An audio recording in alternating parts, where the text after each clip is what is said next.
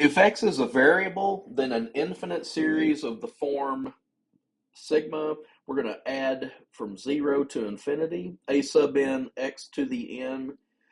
As you progress with your lower bound, we have 0, 1 goes in for n, 2 goes in for n, all the way to your nth term, and even farther. Moreover, your x term can have a constant added or subtracted. When you set this part equal to 0 and solve for x, in the first case, you actually get a 0 because x equals 0 when x equals 0. But in this other case, x minus c equals 0 when x equals c. That's called a power series centered at c. Now, if this is x plus c and you solve for x, it would be centered at negative c. So just remember, take what's in parentheses if there is a constant and set it equal to 0 and solve. Let's look at a couple of examples. Determine the center of the power series listed below. We have the sum from 0 to infinity, x to the n over n factorial, letting n start at 0. This is x to the 0, which is 1. 0 factorial is defined as 1, and 1 over 1 is 1. Then n equals 1, that's x to the first over 1 factorial, plus, move your index up to 2, x squared over 2 factorial, and so forth. To find the center, you just locate your x part, set it equal to 0. If it's just x, the center is at 0. Below, we have the sum from 0 to infinity of negative 1 to the n power times x plus 1 to the n. Since all we're after is the center, x plus 1 equals 0 when x is negative 1, and that's the center of this series.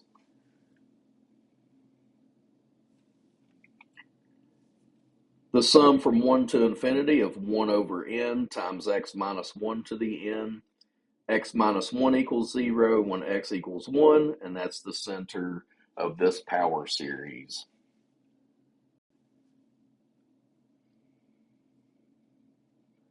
Let's look at convergence of a power series. For a power series centered at C, exactly one of the following is true. Number 1, the series converges only at C. 2, there exists a real number r greater than 0, such that the series converges absolutely for x minus c less than r, and diverges for x minus c greater than r. And 3, the series converges absolutely for all x. The number r is the radius of convergence of the power series. The set of all values of x for which the power series converges is the interval of convergence of the power series. Use the ratio test to determine the radius of convergence of a power series.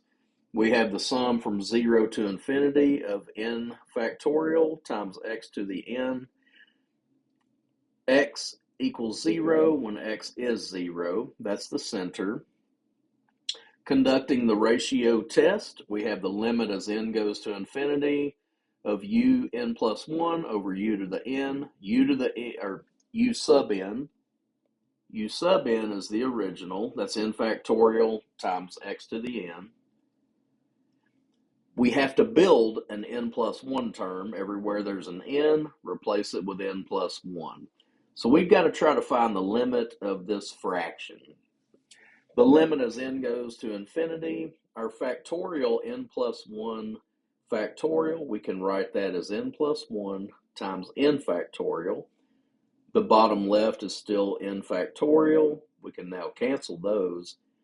X to the n plus 1, that's x to the n times x to the 1. The x to the n's can be canceled. All we have left is n plus 1 times x. As n gets really large, so does n plus 1 times x. Excuse me. Because the limit involves n and not the x, I can factor this x out front. I'm going to pull it out. This is an infinite limit. Now remember, for convergence, we need it to be less than 1. The only way that this can be less than 1 is if x equals 0 itself. There's no radius of convergence because it only converges at the center, x equals 0.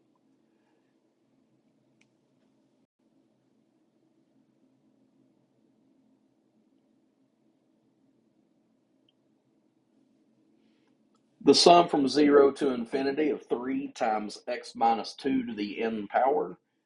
Let's set up the ratio test. Limit as n goes to infinity. The original is 3 times x minus 2 to the n. Replacing n with n plus 1, that's our u sub n plus 1. 3's cancel immediately. Limit as n goes to infinity. This is x minus 2 to the n times x minus 2 to the first. We can cancel those. X minus 2 is all that remains. Because this limit is only based on n getting large, x minus 2 is less than 1. Remember, that's so we can get it to converge when the absolute value of x minus 2 is less than 1. Let's recall our algebra property. Absolute value less than r means that whatever's in our absolute value has to be between negative r and positive r. That tells us that x minus 2 has to be greater than negative 1, less than positive 1.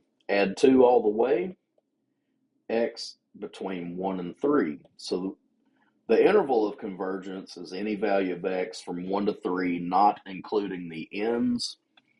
The center of this power series is x minus 2 equals 0, x equals 2.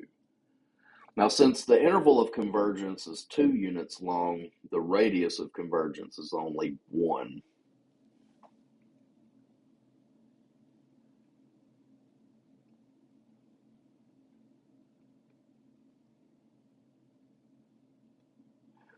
Let's look at the next power series, the sum from 0 to infinity of negative 1 to the n power times x to the 2n plus 1, all that over 2n plus 1 factorial.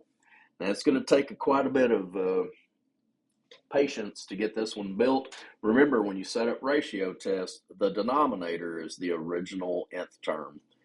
Negative 1 to the n, x to the 2n plus 1 over 2n plus 1 factorial. Now, everywhere there's an n, we've got to do an n plus 1. So we're going to have negative 1 to the n plus 1. You'll see this in red. X to the 2 times n plus 1 plus 1. The n gets replaced. 2 times n plus 1 plus 1 factorial. Top fraction, be careful here. Now, because it's an absolute value, the negative ones, we can just cancel those out. X to the 2n plus 2 plus 1, that's x to the 2n plus 3. Distribute the 2, combine like terms. In the denominator of the top fraction, that's 2n plus 2 plus 1 factorial, 2n plus 3 factorial. I'm going to invert or take the reciprocal of the denominator, 2n plus 1 factorial, x to the 2n plus 1.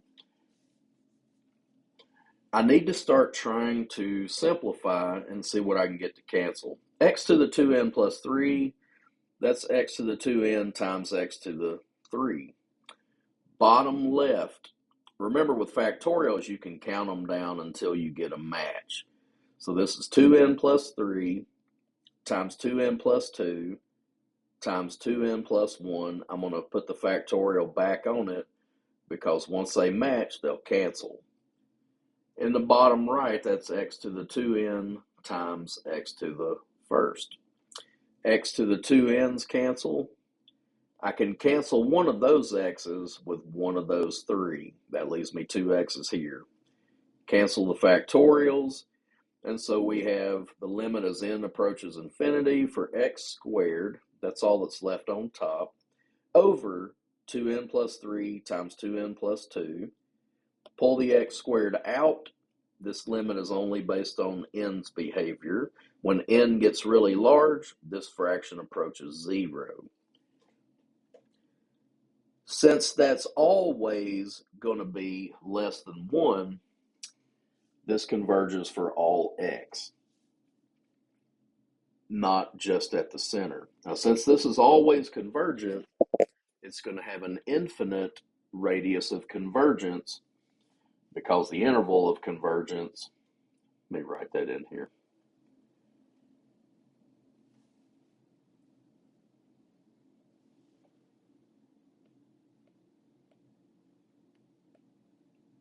That will go from negative infinity to positive infinity, all values of x.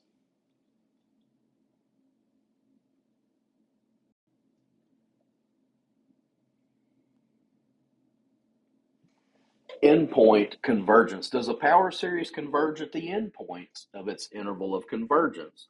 Let's investigate. Let's take the sum from 1 to infinity of x to the n over n. Let's set up the ratio test. Limit as n goes to infinity.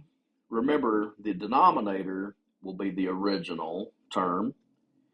The numerator will be an n plus 1 term. So x to the n plus 1 over n plus 1, replacing both of those with n plus 1, over the original. So this numerator times the denominator flipped is going to be x to the n times x to the 1 over n plus 1 times our reciprocal, n over x to the n. The x to the n's cancel, and that leaves limit as n approaches infinity of x times n over n plus 1. Pull the x out. Limit as n approaches infinity of n over n plus 1. That limit is 1. Absolute value of x times 1 is absolute value of x. So this converges when absolute value of x is less than 1, and that's by the ratio test. Remember how we use absolute value in an inequality? We make sure that whatever's inside the vertical bars is between the negative and positive number here. So as long as x is between negative 1 and 1, it'll converge. But what we haven't done yet is tested the endpoints. Does it converge if x is exactly negative 1? Does it converge if x is exactly positive 1? In the purple ink, I've switched over investigating each endpoint. If x is negative 1, then this power series becomes negative 1 to the n over n. We know that converges by alternating series test. When x is positive 1, we get the harmonic series, and that diverges by p series. You could also put it through the integral test, and it will show divergent there as well. So the interval of convergence is negative 1 with a bracket, because at negative 1 it converged. Parentheses at positive 1, because with positive 1 it didn't converge, it diverged.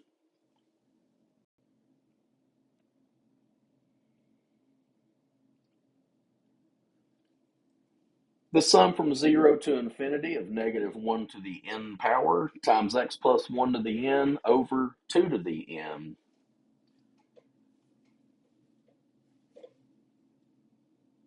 Let's build a ratio test. We're going to take every n and replace it with n plus 1. You'll see that's done in the red ink. Times the original term flipped over, 2 to the n, negative 1 to the n, x plus 1 to the n. Limit as n approaches infinity. Let's see what we can get rid of. These negative 1 sign alternators can go because they're in an absolute value. Those can go. X to the n plus 1 is x to the n times x plus 1 to the 1, or first power. 2 to the n plus 1, that's 2 to the n times 2 to the first power.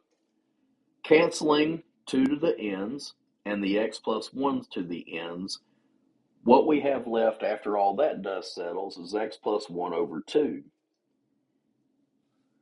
Since we're taking limit of n going to infinity, x plus 1 over 2 will converge as long as that's less than 1.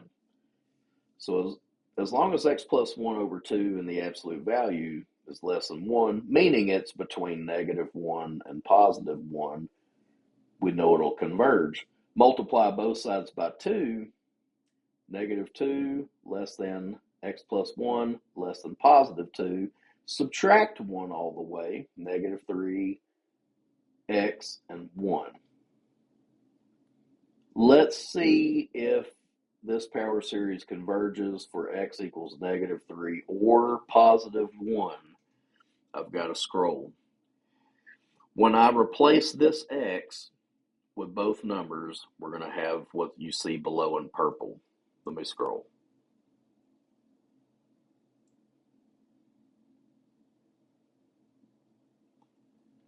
When x is -3, that's the left end point, I have -3 plus 1, that's -2. Everything else stays the same. I have -1 to the n times -2 to the n. That's +2 to the n. Well, this all divides out to 1. If you add up a whole bunch of 1s, you don't ever land at a finite sum. That's divergent. When x is +1, I have 1 plus 1 in the parentheses. That makes 2. -2 to the n gives me -1 to the n, using your exponent properties. That's going to be adding 1, subtracting 1 over and over. Well, since there's no stopping point, we don't know where it lands. That's also divergent. The interval of convergence, we definitely know is from -3 to 1, but since we don't get to include either endpoint, we leave parentheses on both of them. The length of the interval is 4. To get from -3 to 1, that's a length of 4 units, but radius is half of that. So the radius of convergence is 2. The interval of convergence is -3 to 1. Any value of x in here, when subbed in, will give you a convergent power series.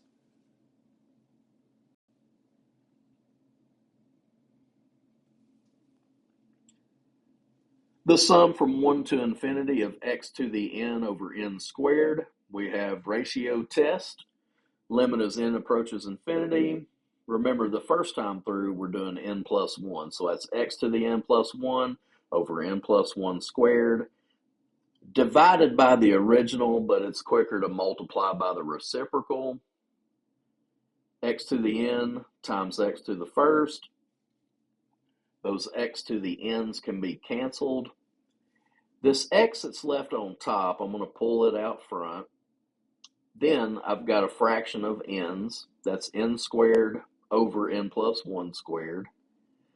If I foiled out the denominator, I would get n squared plus 2n plus 1. Because the degree of the top and bottom match, I would use leading coefficients of 1.